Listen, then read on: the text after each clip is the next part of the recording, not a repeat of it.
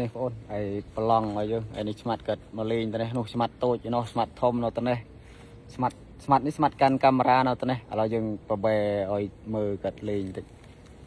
អត់បានដាក់ជើងកាមេរ៉ាមកនេះបងឯថ្ងៃនេះខ្ញុំស្មាត់ធំយើងមកលេងប្លាយតាមជាងគៀនភូមិគេនេះតិចកើតលេងនុយលិចទឹកបងប្អូនហើយត្រីនេះលេងខំនុយតែទឹកហើយព្រោះគេលេងមកច្រើនអញ្ចឹងវាសាំអញ្ចឹងវាខំនុយលិចទឹកម្ដងនុយលិចទឹកយើងក៏ដាក់សំណ8ក្រាម10ក្រាមអីទៅជួយវាហើយយើងអូសមកបន្តិចក៏មកអូសវាលឿនពេកធ្វើម៉េចឲ្យនុយវាលិចទឹកប្រហែលជាកន្លះម៉ែត្រអីស្អាតតែត្រីខំពឹបវាញាក់ដៃយើងប៉ងជួយខំ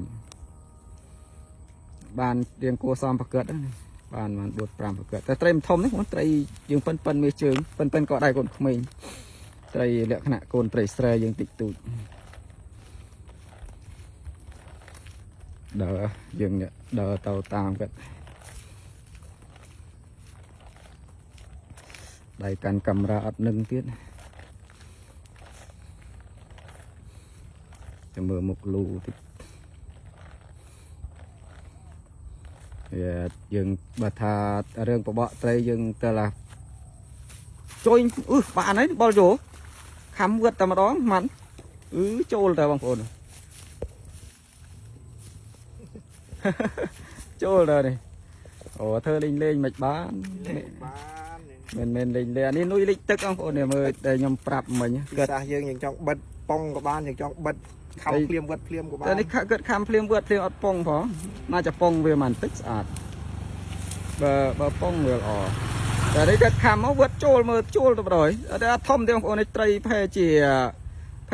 2ខំអីប្រឹងអីអស់ហើយតែគាត់ដាក់សំណនេះបងប្អូនណាគាត់បើថាត្រីណាដែលគេលេងមកឆ្អែតហើយប្រើសំណបងប្អូនសំណនេះ10ក្រាមនេះដាក់សំណជួយ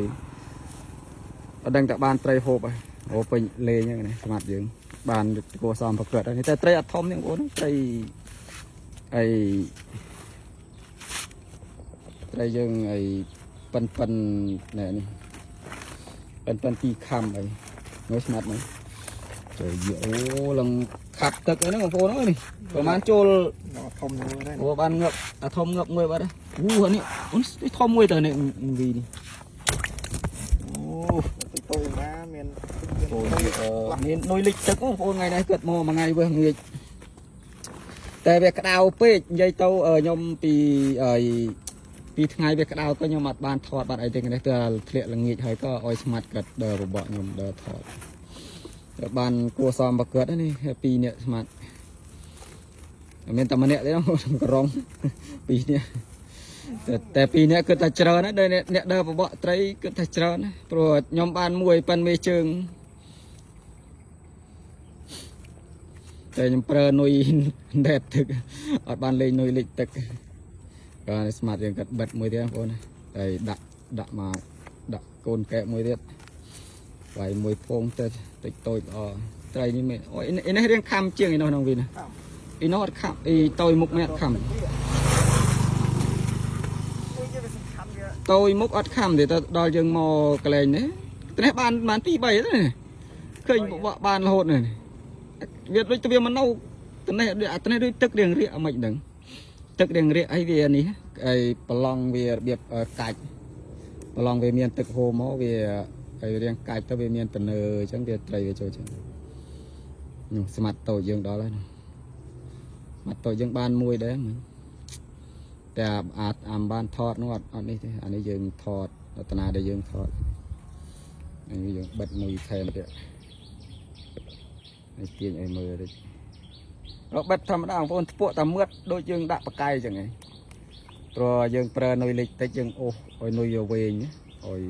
ល្អជាងនេះបងប្អូនយើងទៅមុខតិចទៀតអរគុណច្រើនបងប្អូន